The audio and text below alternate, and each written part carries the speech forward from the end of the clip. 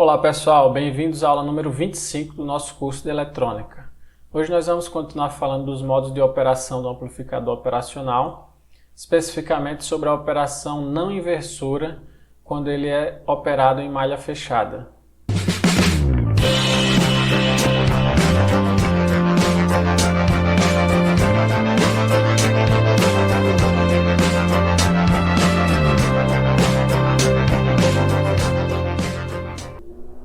Na configuração não inversora, a gente tem essa montagem que está apresentada aqui. Então eu vou ter um amplificador operacional trabalhando em malha fechada, ou seja, eu vou ter um resistor R2 de realimentação aqui.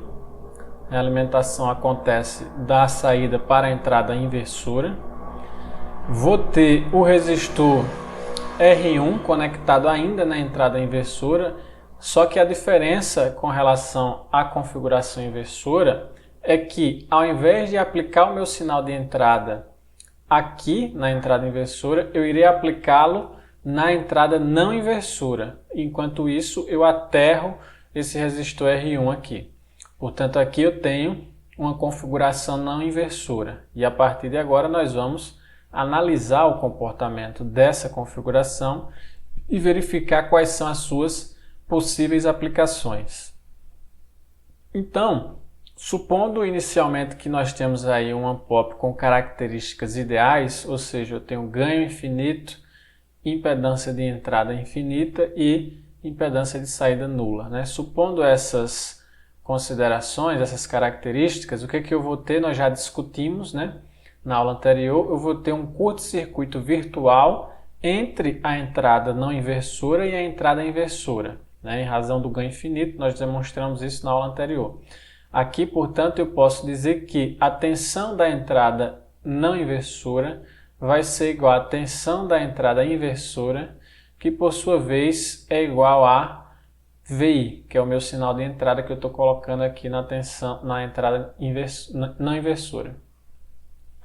Isso graças ao curto-circuito virtual que existe entre a entrada inversora e a entrada não inversora, ok? Então esse é o primeiro ponto. Agora, conhecendo essas tensões, eu posso calcular quem é a corrente I1 que circula aqui na direção da entrada inversora para a terra. Né? Por quê? Porque como esse resistor está aterrado, a corrente que circula por ele é simplesmente essa tensão V menos dividido pela resistência. Mas agora eu já sei que V menos é igual a VI. Portanto, a corrente I1 é igual a V de entrada, é o sinal de entrada, dividido pela resistência R1. Okay? E a corrente no resistor R2 vai ser dada por quem? Vai ser dada pela diferença de tensão nesse resistor, dividido pela própria resistência. Tá? Quem é a diferença de tensão no resistor? É o V0 de saída, menos a tensão da entrada inversora, dividido por R2. Substituindo a tensão da entrada inversora, eu vou ter V0 menos VI igual a R2. Portanto, eu conheço agora o valor de I2 e o valor de I1. Uma outra observação que eu posso fazer é que eu tenho uma impedância de entrada infinita. Isso significa que não haverá entrada de corrente aqui na entrada inversora do amplificador, já que eu tenho impedância infinita aqui. Isso quer dizer que toda a corrente I1, ela vem aqui desse ramo onde tem I2. Portanto, I1 é igual a I2. Nesse caso, eles têm o mesmo valor, né?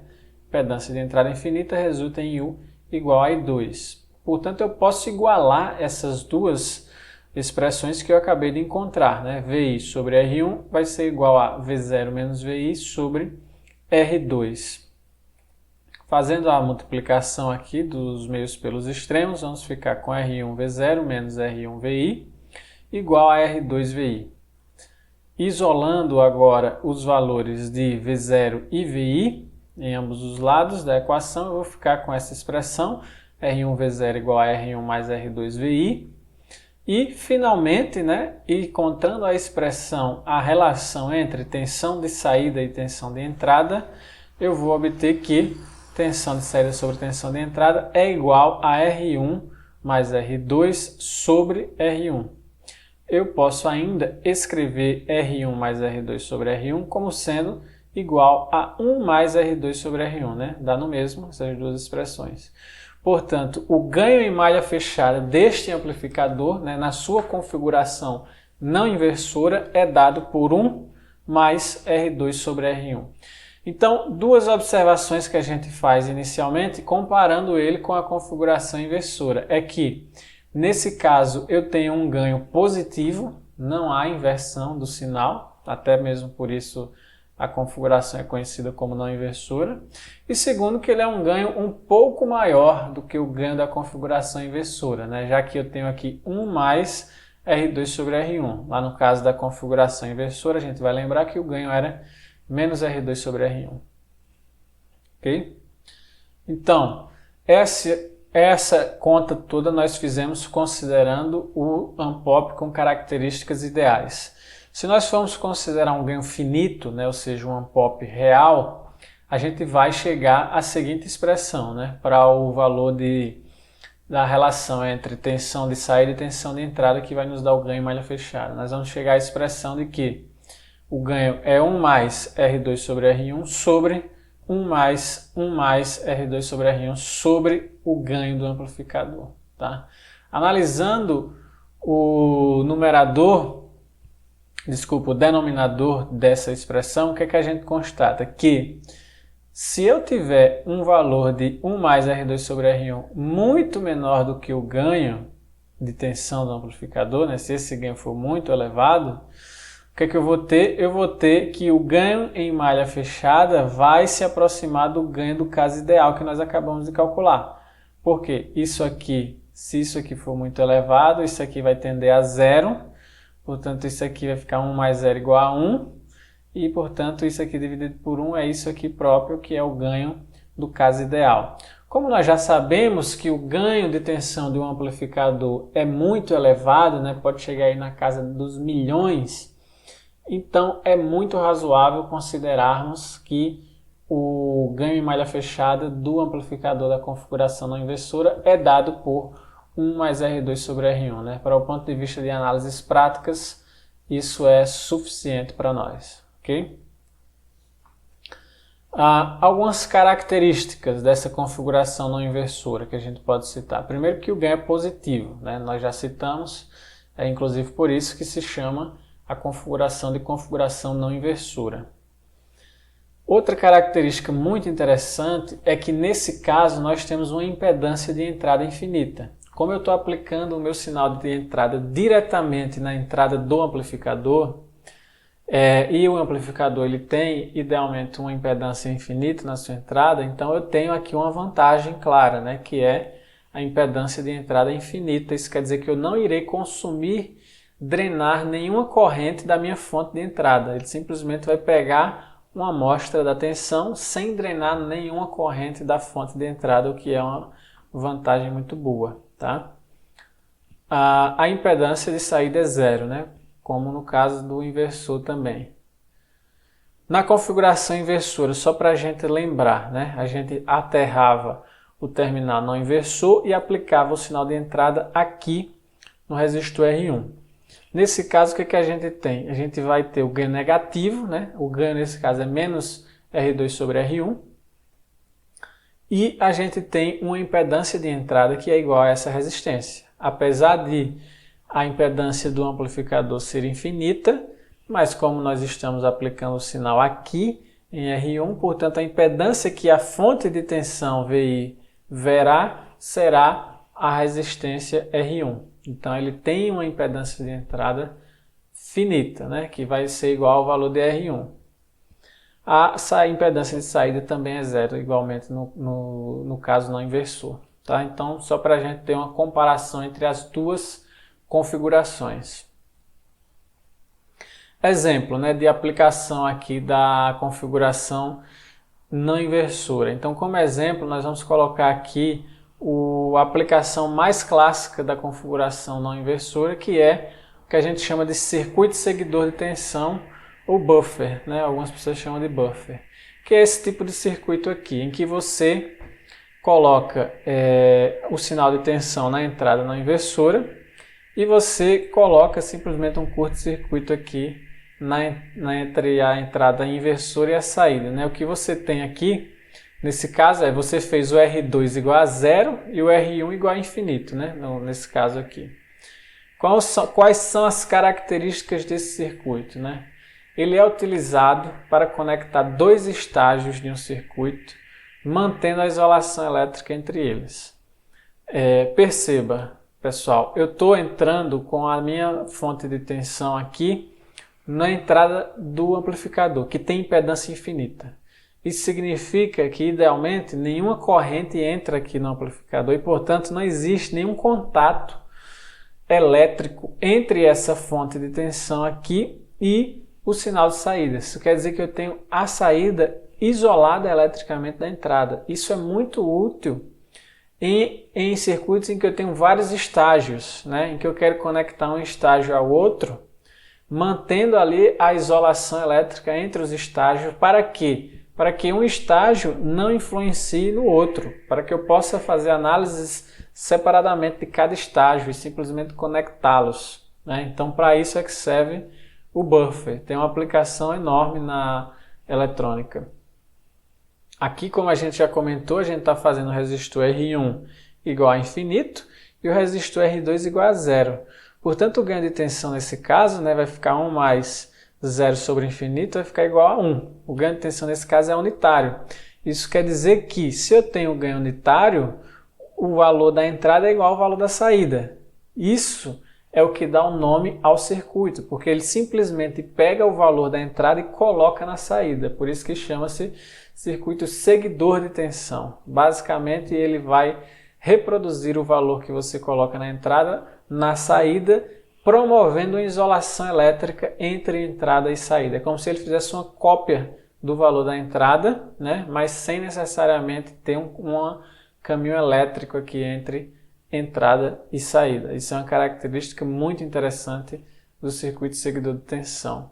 Então ele vai transferir a tensão da entrada para a saída sem drenar corrente da fonte de entrada, como nós já comentamos, devido à impedância infinita aqui na entrada do amplificador, né?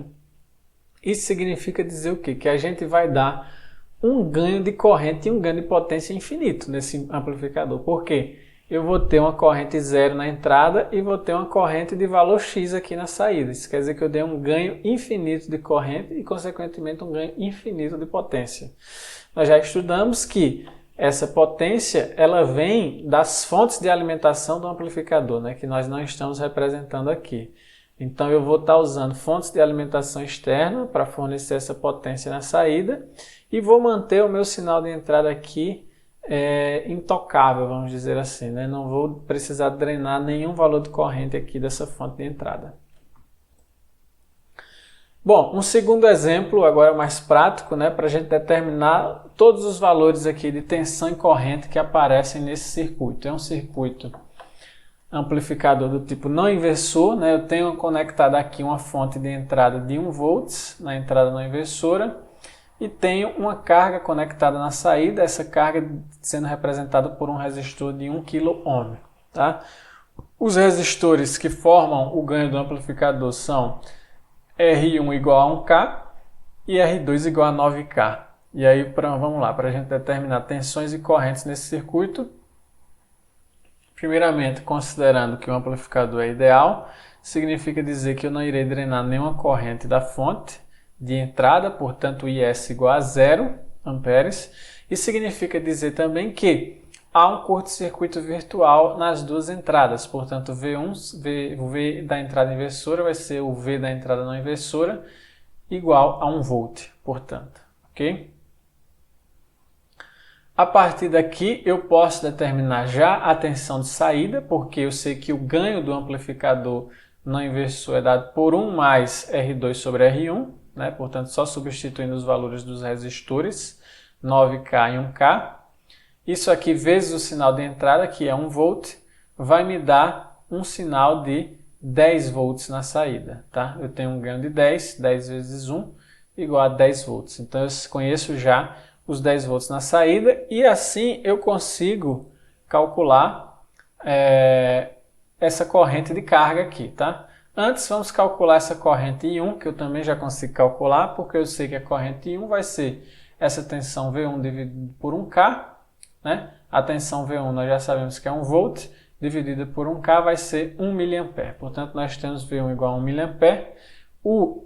O I2 nós já sabemos que é igual a I1, porque aqui não pode entrar nenhuma corrente, né, nessa entrada não inversora, portanto I1 igual a I2.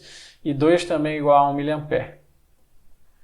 Agora sim, calculando a corrente de carga vai ser a tensão V0, que nós já calculamos, dividido pelo resistor de carga, que é 1K.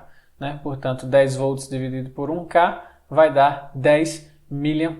Essa é a corrente de carga.